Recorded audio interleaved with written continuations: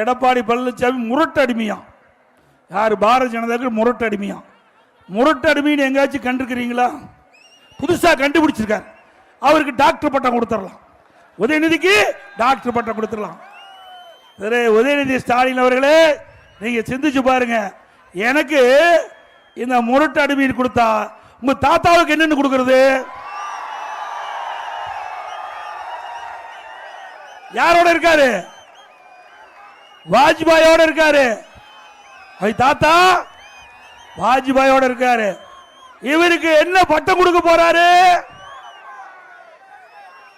ஆக உதயநிதி ஸ்டாலின் அவர்களே தெரிஞ்சு பேச வேண்டும்.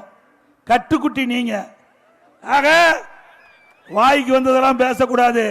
நீங்க கூட்டணி பாரதிய ஜனதா கூட்டணி வச்சா அது நல்ல கட்சி, அதிமுக கூட்டணி வச்சா மோசமான கட்சி.